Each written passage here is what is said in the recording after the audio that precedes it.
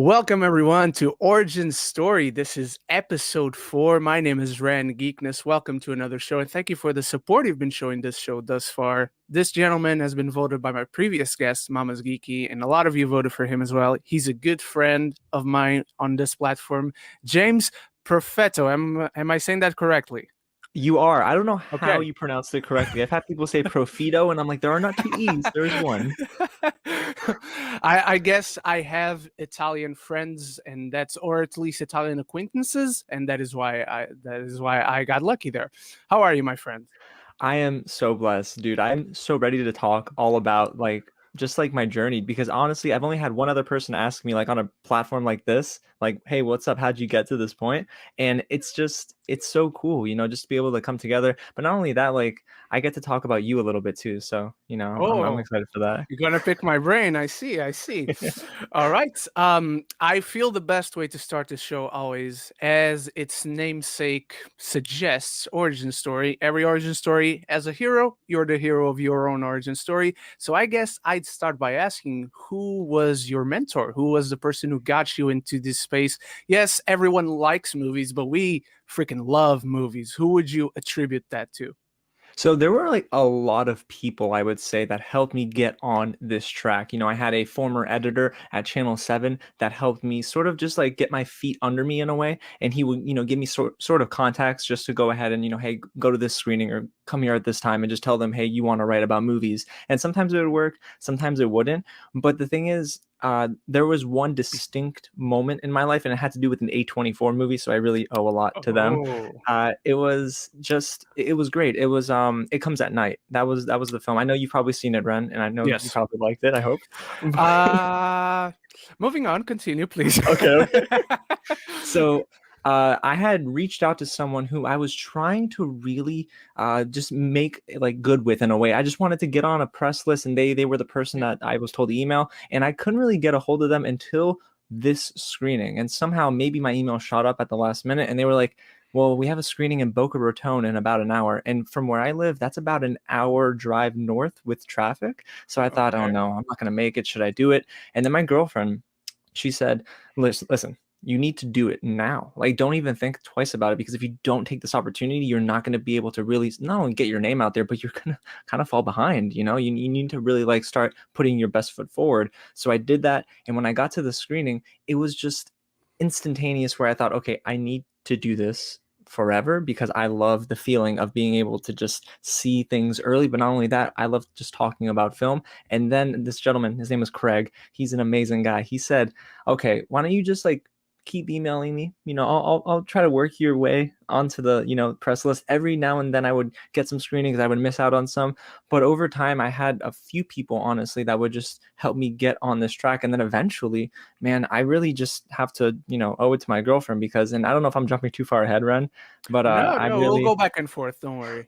I was at a really like low point in my career, and it's sad, but like I thought of giving up, and I think we can probably all relate to that. But the Yeah. biggest source of inspiration in that moment, and the person that has really been a constant in my ear, has been my girlfriend. She told me, she said, "Listen, what do you want to do for the rest of your life?" And I said, "I want to be a doctor." She's like, "No, you don't." I said, "Okay, I want to be on camera." She's like, "No, you don't." I said, "Okay, fine. Let me do my day job like on a bigger platform." And she said, "You don't want to do that either.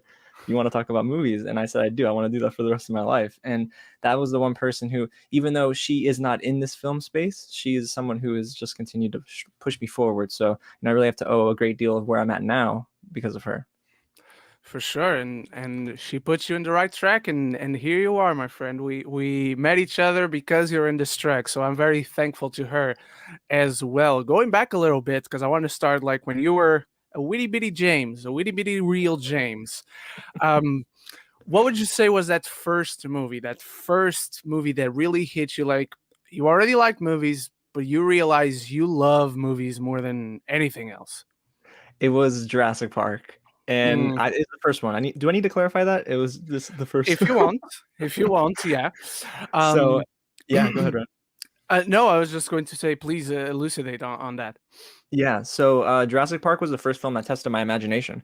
And it's weird because I remember seeing that film before actually sitting down and kind of just taking all of Star Wars in, because Empire Mm. Strikes Back is my favorite film. of all time, right alongside Goodfellas, but it was Jurassic Park that just pushed my imagination to another level. Because in the first act, when we really see that wide shot and we see all of the dinosaurs living, I said, why isn't my social studies class like this? I want to know like much more about dinosaurs this way. Like this tested not only my imagination, but it allowed me to see film in a new way because I was so used to seeing cartoons. I was so used to seeing things that were clearly not real. And yes, Jurassic Park isn't real, but it was the closest thing to being real life that I'd ever seen. And it using dinosaurs in that way, I thought, okay, this is so darn cool. And it was scary. It just tested me personally as an audience member. And then I said to myself, you know what? I want this feeling in a pill for the rest of my life, and I will just take it every single day because Jurassic Park was that movie for me. And then I became a lover of cinema. For sure, and it's a great movie to have that feeling with. And well, how old would you say you were when you first saw it? Oh gosh. I was like super young actually. It was before I was 10 years old, I want to say. Okay, yeah.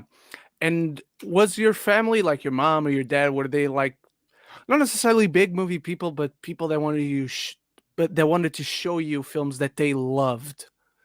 It's funny because all the movies they loved, they put in a cabinet that said basically "do not touch." So because Oh, it was it was good. It was like Godfather parts 1, 2, and mm. then it was of course Die Hard. And I might have that Die Hard DVD still in my room now. They don't know about it. So these were movies that they told me I couldn't see, but there were some films that they wanted to share with me that I absolutely loved as well. And it's funny, my most I would say the best I want to say the best memory I have in terms of movies with my family was when I went to Best Buy as a kid and we bought my dad a DVD player. Now this is when DVD players were super big, right? They just came out and they were so new to everybody. And we got two movies. We got The Mask and we got Rush Hour. And I wanted to watch Rush Hour because I had already seen The Mask and I loved it. I thought it was super funny. But Rush Hour was like the first kind of like, you know, in a way, like very graphic film. Yeah, It's not graphic, Ren, but you know what I mean. As a kid, yeah, yeah. it's like so there was one moment where I was in the house after I watched Rush Hour. I was pretending I had a squirt gun and I was pretending to aim it at people and I aimed it at my dad. And then he gave me a talk about how in movies gunfights are not real. So that's what kind of started to break down that wall. But I also started to understand what went on behind the scenes with films. So then I went back and watched the commentary track. So Rush Hour and my family, that was like the first movie memory I had with my family that I can remember. Yeah, and that's a funny thing about how your dad talks about how gunfights in movies are not quote unquote are not real, but instead of that wall breaking and you be disappointed, it actually enhanced the magic of movies for you. Yeah, yeah, definitely did. I think something special about movie making that I didn't realize as a kid is that not everything you see is going to be real. There are visual effects, right? Of But I course. fell in some of my favorite movies use practical effects. That's the thing. So I was able to very clearly find the line between visual effects and practical effects. And whenever practical effects were used, like for example, in Evil Dead. Now that's not a movie I watched as a kid, but when I first saw Evil Dead, I thought, how did Sam Raimi do this? You know, these are all practical effects and it's glorious. So I love the fact that even though, yes, like you said, my imagination wasn't broken down, instead, my imagination stretched further. Yeah, for sure. And would you say like since you found this out that that fourth wall existed at such a young age, would you say that you were always that intuitive when it came to movies, or would you say most of the time you just got lost as if you didn't know about that fourth wall? You know what's funny? The answer is no. I actually Okay. really didn't sit down and start studying film and get really curious about the workings behind the scenes in a way until I started watching the show. And I don't know if you're familiar with it. It's called At the Movies with Ebert and Roper. Do you know about it, man? I don't I know who Roger Ebert is, but I'm not familiar with the show because it didn't know where I was from. So the show was so darn cool. And yeah, stateside, they would always air it. And eventually it did end, but they had reruns and whatnot. And as a kid, I used to watch both the live tapings and the reruns. And it was fascinating to me because they had these interviews with the talent. They had a ton of pieces that kind of dove deeper, even though they were more so print journalists, seeing them Mhm. in front of the camera and having them talk about the cinematography, the score. it started opening up my eyes to different instruments on a musical Mm, track. And for yeah. example, because when I was a kid and I would listen to rock and roll, I would just hear the vocalist, and then everything else was like mush. Okay, yeah, you got guitars, whatever. But when you grow up and you start to really break everything down, you start to see everything in piecemeal. That's what fascinated me. So if it wasn't really for Ebert and Roper, maybe I wouldn't really care too much about cinematography like I do today. Yeah, for sure. Yeah, and it makes sense. Continuing it with young James, baby James. You're in Florida right now, correct? Yeah, I am. And is your family, are you all from there? Were you always like very local? Did you move around a lot as you grew up? No, it's funny. I always stayed here, and that is so weird for me to say because I am doing much more traveling now in my I want to say my adult years. So it's funny when everyone asks like, "Oh, where are you from?" and I just say Florida, and then everyone else is like, "Oh, well, I was born here, but I moved to Texas. I moved Yeah. to Germany, and then I came back to the States." And I have this like kind of boring Florida story. No, but it's good sometimes to stay local. And what do you remember at least? Not that it was necessarily the first. Sometimes it is different. What would you say was your first like going to the cinema experience that you remember at least? Oh man, there are a few. So I was actually thinking about this run before we got on air today. And Oh, my first definitive like, oh my gosh, I'm in this, like this is what I want to like experience for the rest of my life moment was Attack of the Clones. Because I okay. had actually I saw Phantom Menace on VHS. I saw that at here at home, but my dad's like, "Yo, did you like that? All right, let's go see Attack of the Clones." And it was super dope because his father, my papa, he would always collect these Pepsi cans. So they had these promotional materials. I don't know if you have seen them before, Ren, but it's like Qui-Gon Jinn was on one for episode 1, and then episode 2 had Ewan, and then Hayden, and then, Padme. They were all in these Pepsi cans, and we always collected them here at home on top of shelves. And I would just want multiple of them. And I didn't Yeah. drink a lot of soda, or at least a lot of Pepsi. Sorry, it was kind of the inferior brand. So I didn't drink a lot of Pepsi, but I wanted the material, and it got me really hyped for Attack of the Clones. So when I went, I very clearly remember this like huge standee of that amazing like fight, that battle sequence towards the end of the film. And I Mhm. thought, oh, okay, I'm digging this. Like I'm getting really excited. I got in my seat, and that was the first experience I've had because I've seen movies in theaters before that, but sitting down with a crowd so amped, and I was like lost in my popcorn, but like still I was so captivated by what Lucas was able to bring to the screen. And that was my first real, I would say, that was the first memory. You know what I mean, Ren?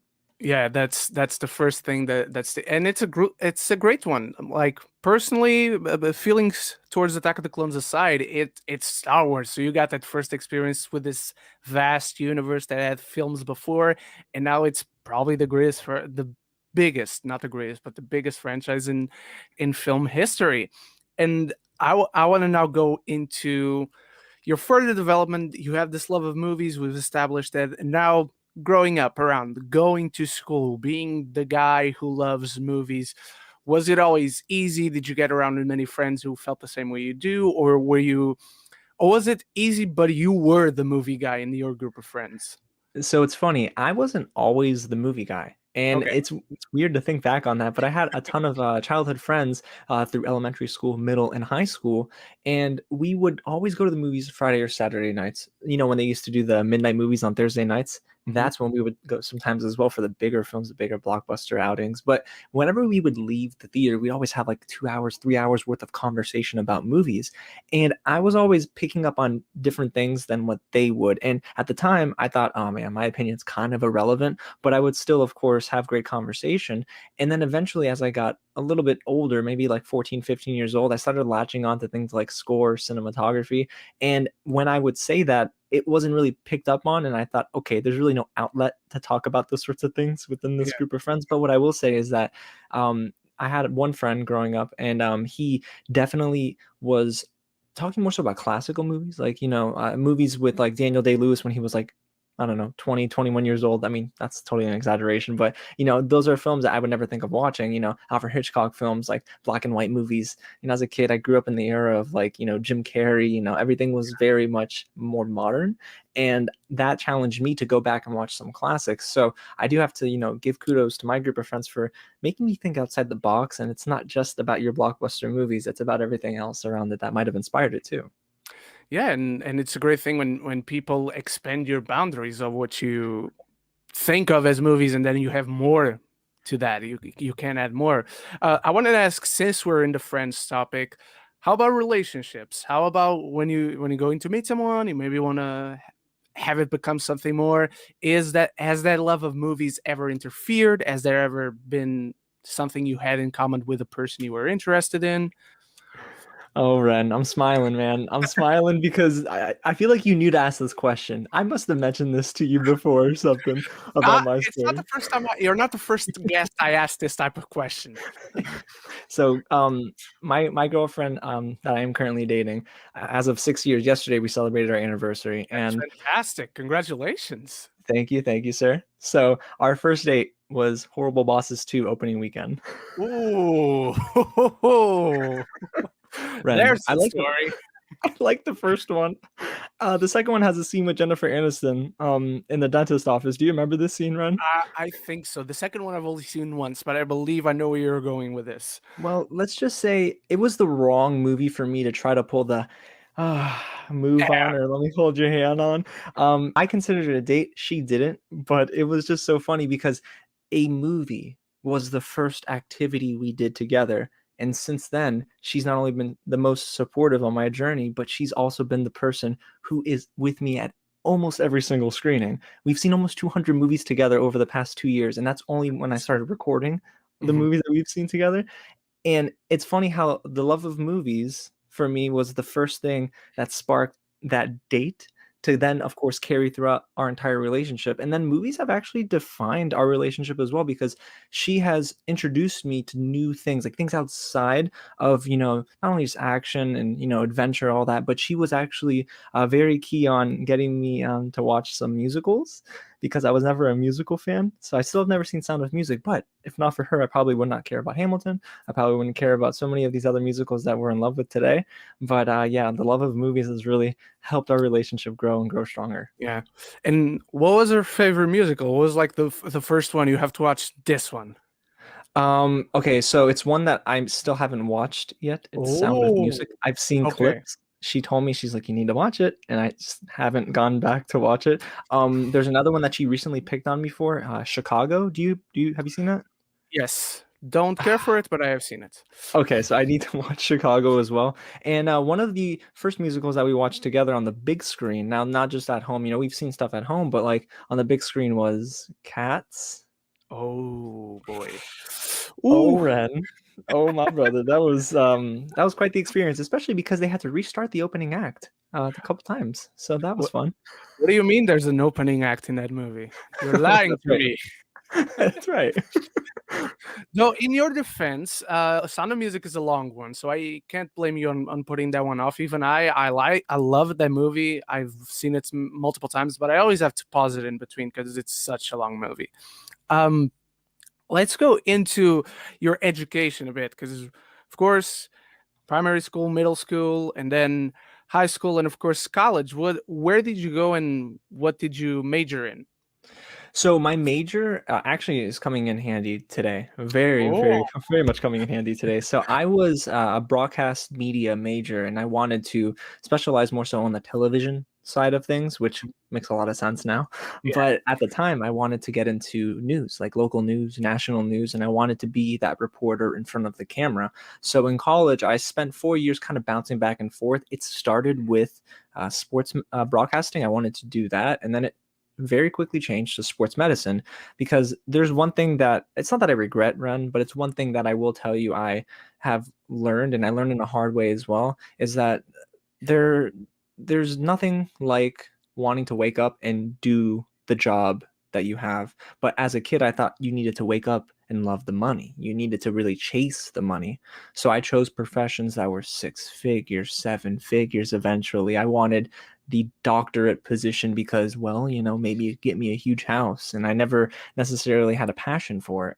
So I learned that lesson very quickly when I moved back from Tampa, because when I went to school in Tampa, it was really cool, don't get me wrong, and I met some really great friends, but I went up there thinking I was going to be a sports medicine doctor taking chemistry classes. Ren, I know H2O, okay?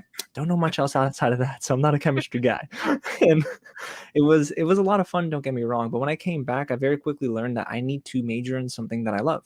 And at the time, it was news, it was reporting, and I think I am good at it. I could, of course, be better. But when I graduated, after having the experience of being in front of, a camera and being on a news desk, I got into a job here at a local station in Miami. And eventually I figured, okay, make a demo reel, kind of work towards that. But every day I fell more in love with writing about film because, like I mentioned earlier, I, had an editor at the time who kind of pushed me towards one direction, and then I took off and explored the wilderness myself. But what I will say is that was more so something I loved. And Yeah. I didn't love news. Now, even though I was fascinated by it, there's that fine line between being fascinated by something and then doing what you're fascinated by every single day. And eventually it gets exhausting, Ren. I was super Mhm. like tired of news after a while. You get really mentally and fatigued. And eventually I fell out of that and I transitioned to doing something at a college. So it's like I can never escape school, but I'm not, a professor at all. But what I am is now working for social media for a local college. And I think that ties into what I'm doing now, what I want to do for the rest of my life, which is do this, collaborate with content creators, talk about film, TV, and just, one day be able to maybe report from a red carpet. Who knows? But I just want to be surrounded by movies and culture. And I look back on my journey and I think, at the time, maybe I was like regretting the fact that, okay, was this a waste? And it wasn't, because social media, being in front of a camera, being behind a news desk, all of this just compounds. And eventually it turns out to be the biggest blessing that I could ask for because it's helped me get to where I am now. For sure, not in the way you thought, but it certainly prepared you for this, for what you're doing right now. You actually, when you were talking, it reminded me of a quote that I just saw yesterday from someone you know, because I know you were not so much anymore, but you were a wrestling fan, and we'll get to that. Um, but I was watching a video of the late great Eddie Guerrero talking, and it was just a quick snippet of one interview. So I don't know the whole context, but I don't even know what they asked him. But at one point he said, like, probably they asked him advice for someone who wants to do this or whatever, and he said follow your heart, because if your heart is not into it, you're not going to give it 100%. Mm, It's as simple as that. Your heart clearly wasn't into it and you followed your heart, and now you're here, and that's awesome, and you clearly took the right path, because again, in a certain way, it kind of prepared you even for what you truly wanted to do, which is amazing.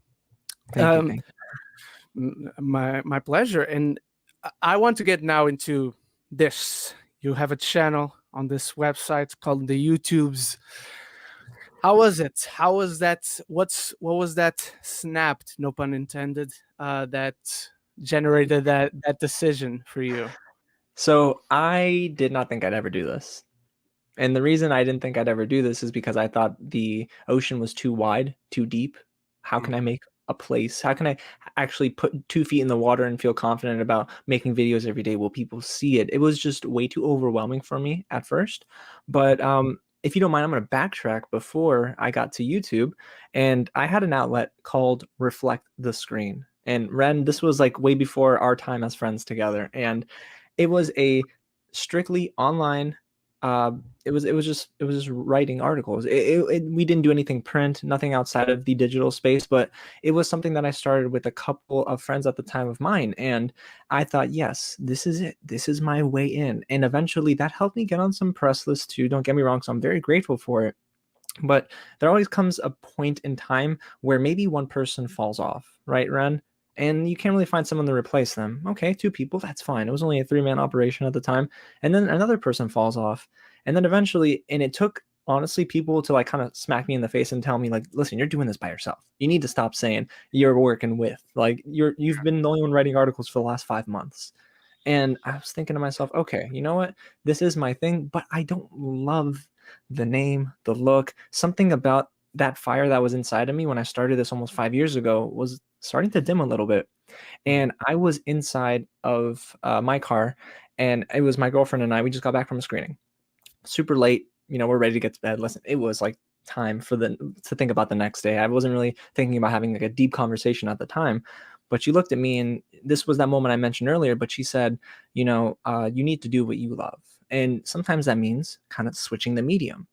So she sort of started to talk to me about doing YouTube, and I thought, okay, I do love being in front of the camera. I do love talking about movies more than writing about movies, even though I wasn't terrible at it. But I think I can articulate more so my views on film and TV in a better way, in a more expressive way than writing about them online. So I started the channel. I used the same name, Reflect the Screen, but it wasn't necessarily catching, and I needed help. And my boss at the college I work for now, she sat down with me and she's like, okay, why don't we brainstorm some names? And the name that I came up with that I was like super adamant about was Real James. But then I thought, okay, I need to dedicate myself to this. So I had some buddies of mine kind of help me develop a plan, go ahead and start a schedule out. And I said, let me test the water and see what's up. 3 months into the debut of Real James, I started seeing numbers grow and I started seeing people have conversation. And I decided that the way into this very wide ocean is to have a conversation about film, because I started getting people talk to me in the comments saying, dude, you replied to me, like you care about what I think about movies. And I was Yeah. like, that's what my channel needs to be about. It's a source, it's a hub for having a conversation about film. And yes, my voice is important, but so is yours. And that's what I love doing in real life anyway. Like Ren, if you and I lived closer to each other and didn't have that huge body of water surrounding us, I would just say, let's talk about movies every day. Let's hang out. Let's go get tea or coffee. And I think that would be something that I would want to translate into real life. So I saw this channel as an opportunity to do that. And now we're growing faster than I could ever imagine. And we're on our way to 5,000. And I just can't believe that the community is as receptive to what I'm doing as I never thought they would be. So I'm very thankful for this. And, there have been so many moments where I thought about giving up. But Ren, I think at the end of the day, you have to remember, like, I'm so blessed to be here. We're so blessed to do this. And we're inspiring those who are maybe in our spots where we thought we were doubting ourselves a little bit. So I think that this is a cool platform to use and to just grow on. For sure. And a lot of what you just talked about on your journey reminded me a lot of my own. And it's okay to, at some points, want to give up. We're only human. It's normal. I want to, before we further into this, because I like to keep what I would ask next as the last part of the show. Before we dive more into the YouTube thing, talk to me about hobbies, especially now that you do have this channel. You have to watch so much. You do so much stuff like movie reviews, you do reactions to shows, reactions to trailers. What's some of the stuff that you like to do outside of movies as hobbies, or even what is some of the stuff that you like to watch, but you don't plan on reviewing it? You don't want to necessarily talk about it on the channel, but you just want to relax, turn your brain off, and enjoy it. So there have been two series that I've actually been watching to help me disconnect. You got the Clone Wars, because you kind of told me I need to watch that before everything else in the Mandalorian.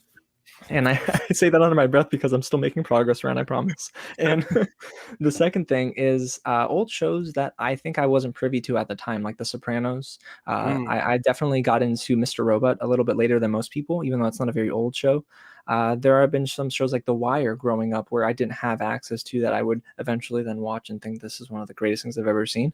So I watched shows that I feel like a lot of people told me were great, and I didn't have the time to sit and review at the time because I didn't have the platform, or literally just didn't have the time. But outside of film and TV, Ren, what I will say is I'm enjoying doing a lot more things outdoors. And I used to Okay. never be a very much an outdoor person. Like I would skateboard as a kid until I got hit by a car. And maybe we can talk about that later For if you want. sure. And it's been such a blessing to find beauty in silence, because I love big loud movies. I love dramas. I love being in a theater. I love surround sound. Don't get me wrong, but it's the beauty in the silence that has really captivated my attention. Even something as simple as riding a bike or rollerblading outside, like those things help keep me centered in a way.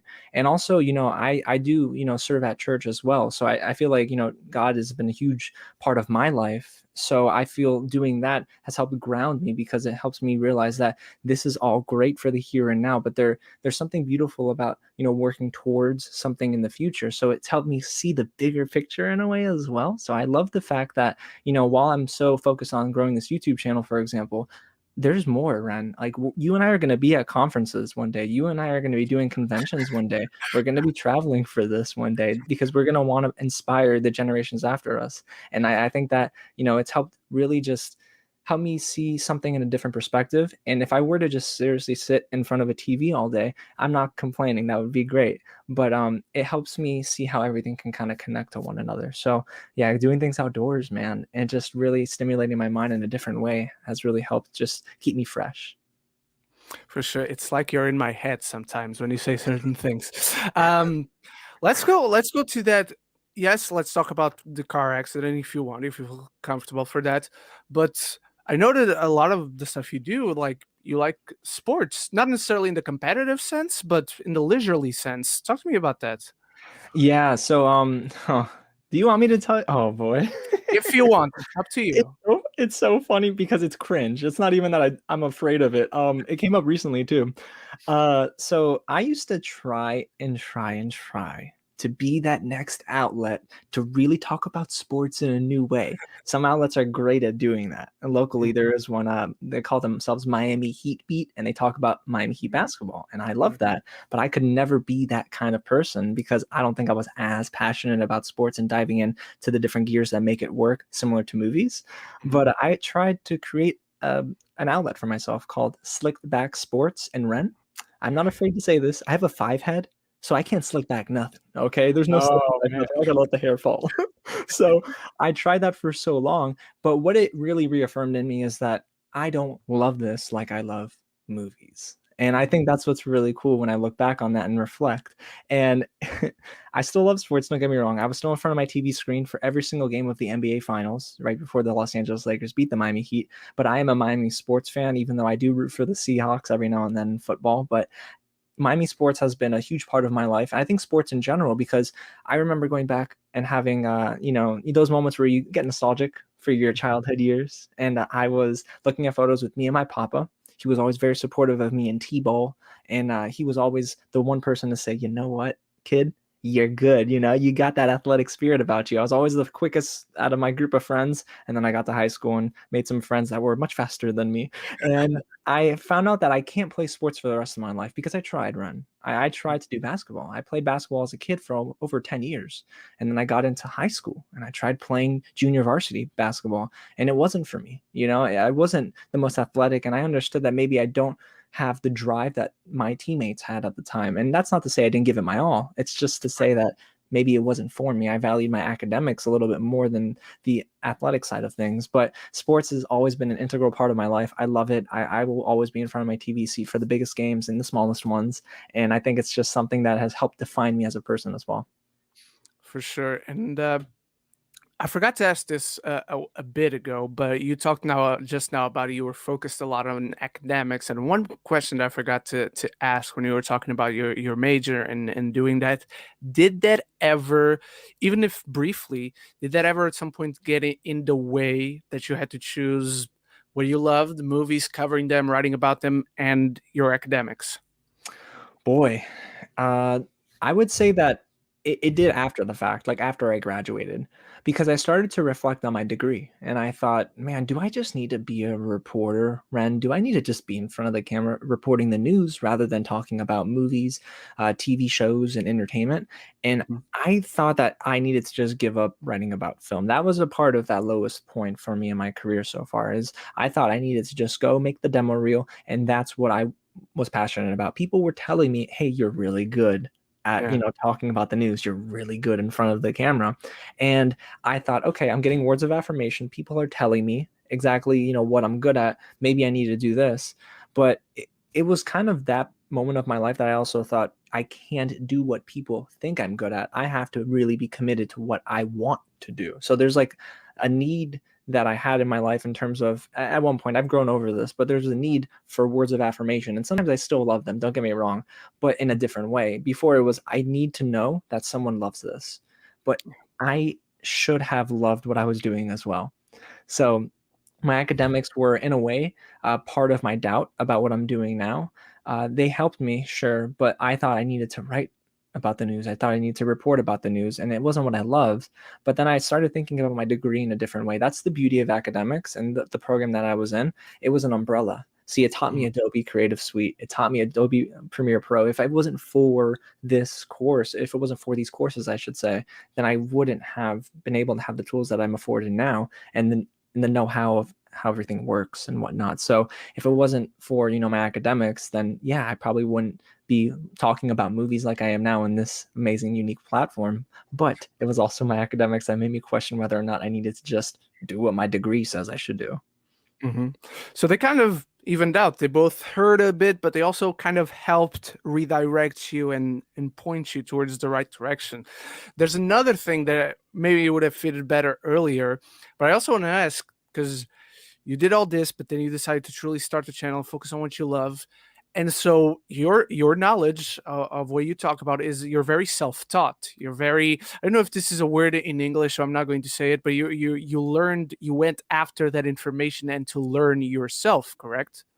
Yeah, no, and also self-taught is literally what I've, heard for a while because people would come to me and they'd say like, "Hey, how'd you learn about this?" I would give credit to people who have helped me with that, but if I learned it on my own, I'd say I'm self-taught. I learned about Adobe Premiere on my own. I would go on YouTube and watch tutorials for 2 or 3 hours. It would really make the editing process longer, but I wanted to learn how to do this one transition. There are certain people though in my life that even though I'm self-taught for the most part that have helped me, not only just professors but like people on this creative platform as well. One of my good friends, Dave, in this space, he doesn't really write about movies or talk about movies anymore, but what he does is create content. So he's like, hey, switch up this thumbnail. Hey, what about this title? Make this stand out more. So the thing is, even though I'm self-taught for a lot of things in my life, there are so many people in my life that I can give credit to, but I think that's what this breeds. It breeds collaboration. And that's why I'm so drawn to this space because I love collaborating with people. I work well with people. And I think that this is what this helps to breed. Like I just said, this is something that we love to do together. It's not like, hey, Ren, hey, I got more views than you. I would, first of all, never say that. But second of all, there might be people that think that. However, they haven't seen the other side of the coin, which is, hey, dude, I'm proud of you. Like you can get there. Or if you ask for advice, or if I ask for advice, we would be able to come to each other and give that advice. So that's why I love this so much. Of course, and it's very much mirrors filmmaking itself, which is a team effort. Director, the writer, none of them do the movie alone, and everyone else in between them. Now going to YouTube because we're getting into that area and what has happened up until this point that we are here sitting down talking about right now and what will come next. How was it for you to start meeting and collaborating and getting to know other content creators? Were you going to them or some of them coming to you? Because I want to get to where you and I first met eventually. Yeah, man. Oh boy. I was petrified. I was so scared about talking to people, and I don't know why. I'm not that kind of person. And when we meet in person, I'm saying when because I'm gonna put it out there because I'm making a trip across the pond soon, hopefully. So that's right. So I'm a very much a conversationalist. I love talking to people, and I connect with people. It is one of my strengths, and I recognize that so many years later. But I love connecting with people, and I like to harbor healthy relationships, and on this space, I was intimidated because, when I first started out and I saw people like Austin Burke, he's got like, at the time, he had like 60 something thousand subscribers, 55, whatever, and he's still growing. God bless him. There are people like you where I was like, oh my gosh, you guys are like on live shows. Like, I can't step into this space. And then eventually I sat down, I prayed on it, and I thought, you know what?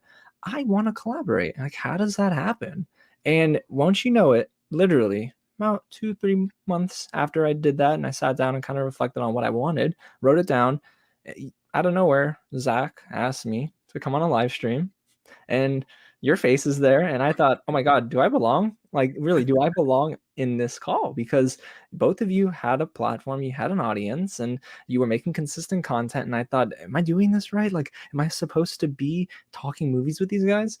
But for some reason, that's when I think I got into the second level, the second tier of what it is we do on YouTube, which is collaborating. It is, being able to come together and help one another. And I found out that there are people just like you that are for me, not against me. I shouldn't be intimidated by someone who has 1 million subscribers. Instead, I should feel inspired. Like, hey, what are they doing that I'm not? Or, hey, maybe they're doing something that works for their audience. I got to find my niche as well. Yeah. And when we were on that call, that was my first actual invitation to do anything, by the way. So thank you, Ren. Thank you, Oh, Zach. no, I didn't know about it. Like I got there and Zach told me we are gonna have a guest, and I was like, Cool. I didn't know who it was. That's so awesome, man. Because like I have been following you guys for some time because Twitter does that thing, where it pushes up people that are Yeah. talking about movies or like things you're talking about.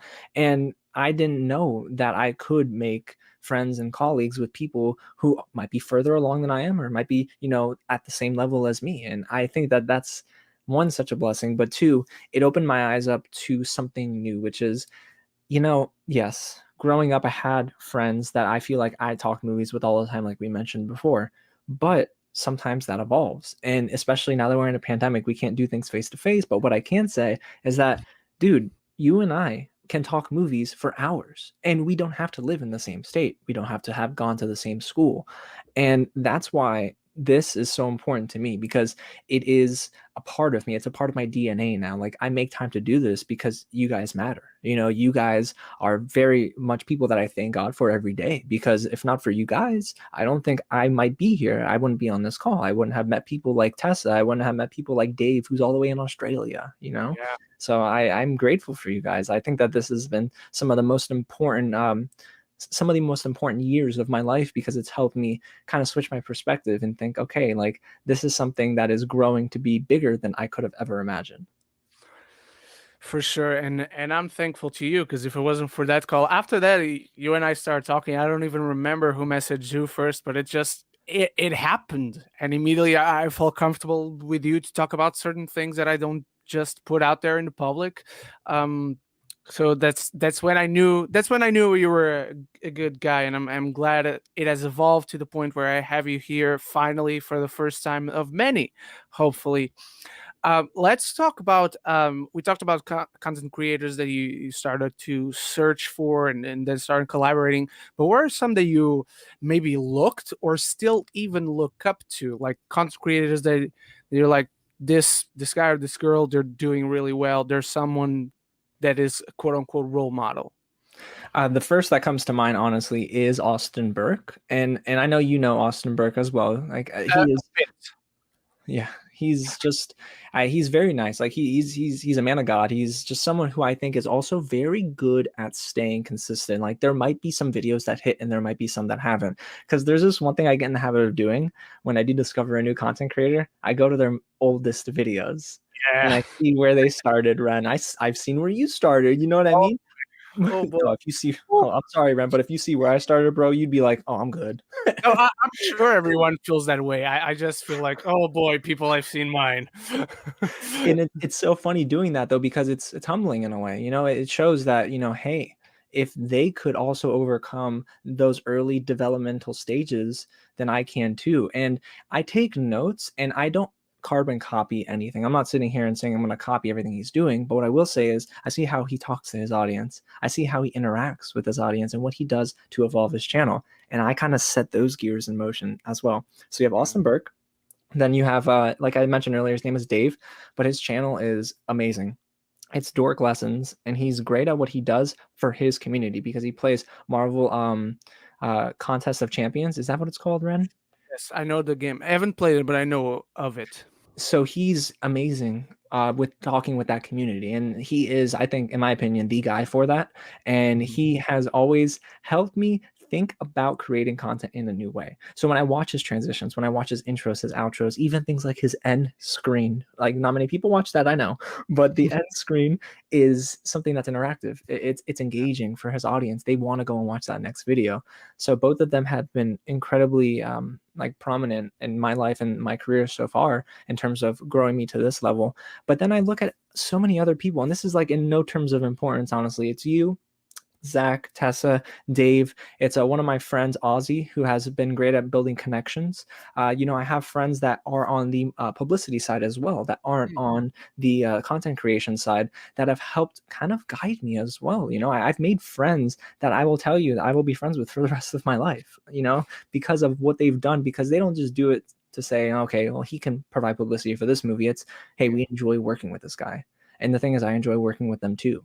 So those are just some of the people that have really, really helped me, in this content creation space.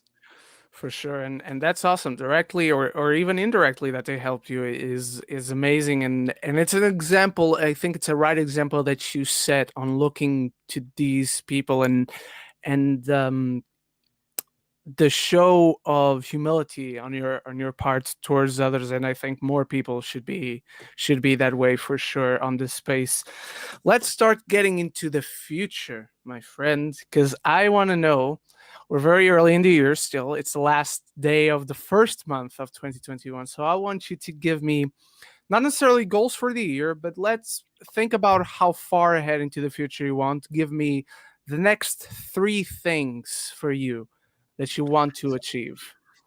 Boy, wow, there's so many, man. But I think the first one would be eventually to move out of the house that I'm in now, right? Not to say I'm not grateful for this space, but to have a more consistent, dedicated set. Something that I can say is a workspace, and that's it. It's not where I sleep, it's not where I eat. It is exactly where I go to work.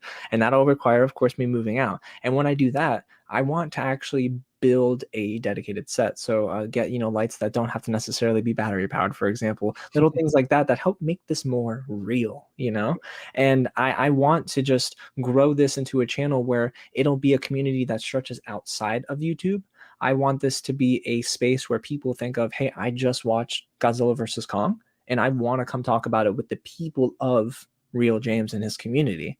That's the one thing I want to aspire over the next 3 years to build, honestly, next 3 to 5 years, is that this be a community, because I treat it as such. And I know that people have latched onto that.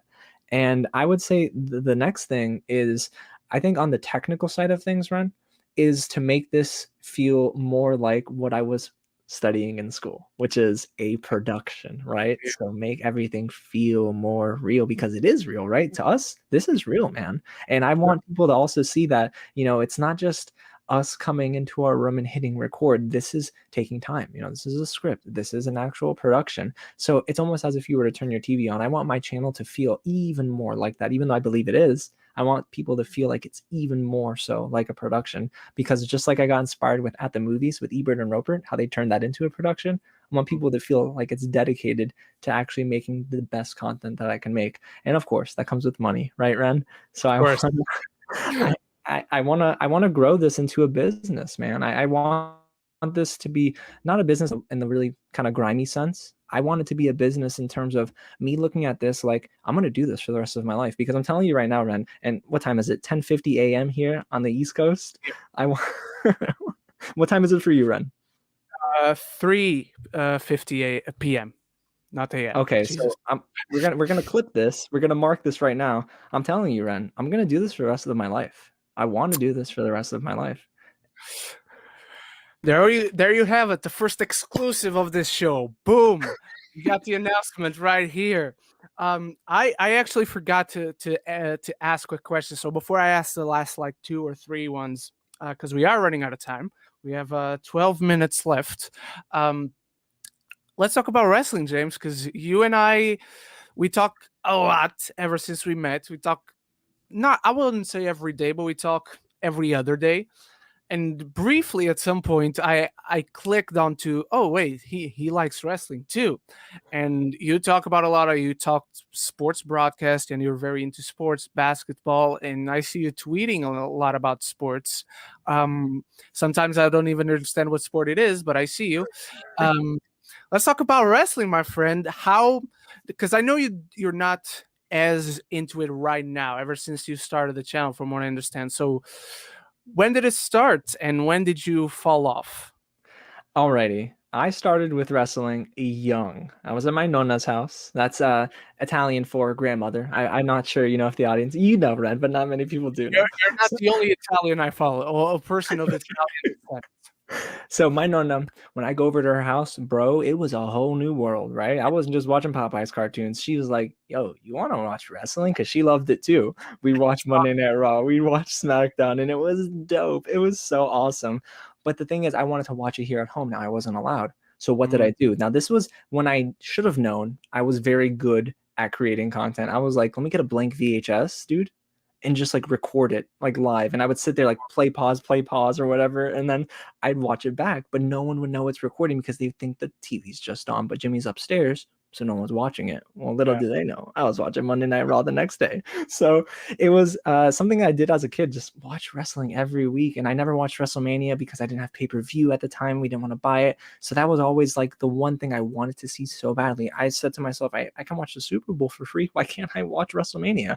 And then I'll never forget, going to my first WrestleMania. A little bit before I get there, I want to say I actually fell off from watching wrestling right after they did the name switch from WWF to WWE. And I don't Oh, remember what year that was, Ren, but I know that, that was, that was 2001. yeah, that's when I started to fall off a little bit because you know what? I had friends around me that didn't think it was too cool. And Mm. I will tell you, one of my flaws growing up was peer pressure. And I would always kind of conform to what people wanted from me instead of what I wanted to see out of myself. And I always, and I'll never forget, I told myself, I don't enjoy wrestling, whatever. But let me tell you, when I'd see a clip on TV, man, that little kid in me came out and said, "Yo, I want to see Rey Mysterio 619 someone. I just want to see it again." And I loved it. There's something special about it. And I always, champion for the fact that wrestling is not fake. Yeah, it's scripted, but it's not fake, dude. People hurt themselves. Mick Foley really did bust his skull open many times, like this happens. And then I saw, my first live show was a house show at NXT with my good friend Chris. And Oh, NXT. dude, it was so great because Finn Balor at that time was my favorite wrestler. Currently, my favorite wrestler is Sasha Banks, but at the time, Finn Balor was my favorite wrestler. And I thought, oh my gosh, dude, like this is the sickest thing. It's a small, intimate show. And he sang Happy Birthday to one of, I forgot, totally To forgot. Bailey. Was it? I think it was Bailey because I remember that clip was pretty famous because they got along when they were in NXT. So it's probably is, unless he did that like for everyone. He did it for somebody else. I don't think it was Bailey, but I just can't remember who it is. I know his face though. That's the thing. And I will find it after the show. I promise. I'm Okay. sorry. And so what happened is, at that point, I thought, yeah, my interest is rising again, and it did for the next year. And lo and behold, living in Florida, WrestleMania rears its head to Orlando. And I thought, oh my gosh, I gotta go. So what does my buddy do? That same Chris I told you about gives me a buzz. Hey, you at work? I said, yeah. He said, listen, I got Ticketmaster open in front of me. 2 tickets. My mom says she's gonna pay for it for my birthday. And I want to know, do you want to be my plus one? And I said, are you freaking kidding? Dude, we could be sitting outside of the stadium as long as I could say I was on the grounds that WrestleMania was put on. And we were up in the bleachers, sure, but it was so passionate. It was hot as heck. I won't lie to you. We were sweating like crazy, but it was such a great show. 8 hours of just wrestling, about being around people that loved wrestling like me. And it really did reignite that flame in me for wrestling. And then I thought, you know what, man, it's tough to keep up every week. So about 6 months after that, I did fall off again. But what I will say is that sometimes there's a bit of that nostalgic bone in my body that I kind of pick at every now and then. And I sat down the other day and I watched Eddie Guerrero facing off against Rey Mysterio at SummerSlam back in 04, 05 Oh, for five. the cut the rights. Was it the rights to Rey Mysterio's kid? I think it was, Ren. For Dominic, yeah. Yeah. So I mean, it was so fun. It was so different. It was just so lively. But the one thing I will tell you is, and I don't know if this is something that the community has kind of picked up on over the years, but I've seen it transpire over the past like 2 or 3 years. I noticed that the WWE is giving a bigger spotlight, and it's about darn time, to women wrestling, or women wrestlers, I should say, and the women of the WWE. That charge is led by Sasha Banks and so many others, but I mean, this is such a great time, I think, for wrestlers who have felt like their voices were underrepresented. And I love that so much about the direction that the WWE is heading in. And I think that this is such a cool time to be a wrestling fan. I wish I followed it more, but what I will tell you, Ren, is that every time you talk about it, dude, I don't know why. I get into it again. I'm like, bro, I need to watch it. I need to watch WrestleMania, man. It's Please. the Royal Rumble tonight, my friend. You're in Are time. you are you Yeah, serious? it is. Oh, alrighty. Well, let me put in my calendar real quick. All right. I love I love it. And who was your favorite at the time you watched? You talked a lot about Rey Mysterio, so I had that idea. It was Rey Mysterio. No, it actually wasn't. Nah, he was one of my favorites because he was so tiny and so short. No, he wasn't tiny, but like I was short, and they always told me I couldn't play football and those sort of sports. So I always kind of went out for the underdog, the one that they looked at and said that they couldn't do what they were doing, and then they would win belts. So at the time, my favorite was actually a duo. The Hardy Boys. I mean, I don't know what it is about. Matt Hardy's great, but Jeff Hardy was my favorite of the two. And I think it's because of the high flying maneuvers that they would do. Everything was just so amazing. Everything looked captivating on TV.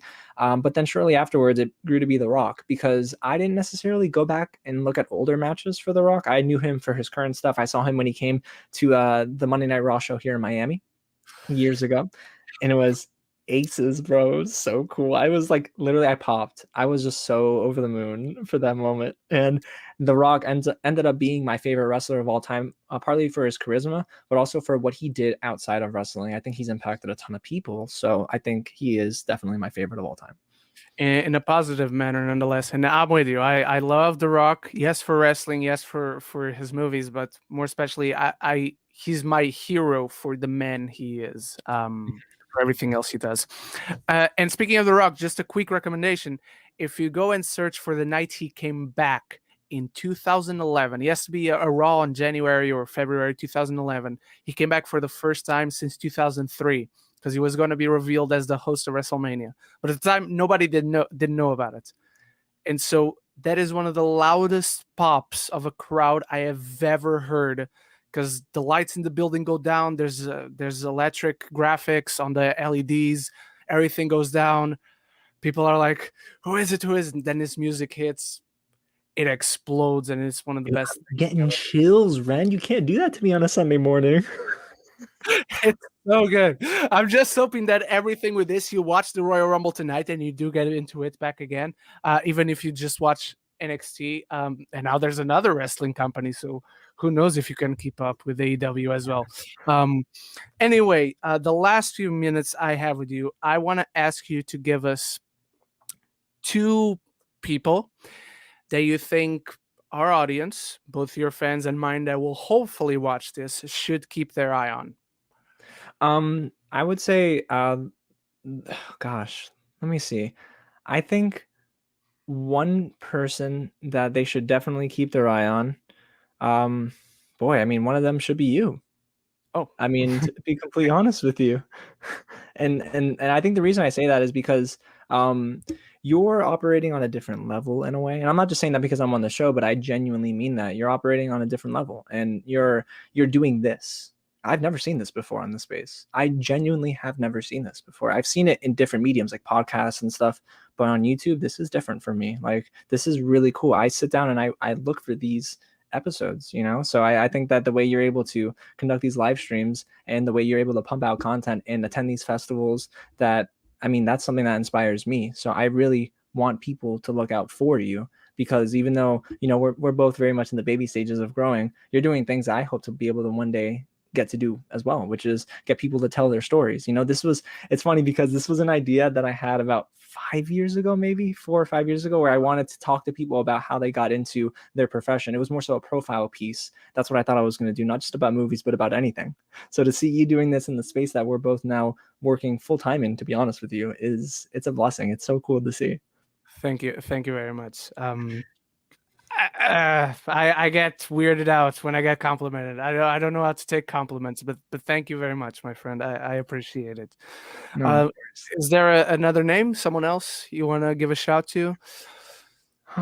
Man, there are, darn, there is it weird when there's so many and you don't want to just say. If you want to say more names, be my guest, please.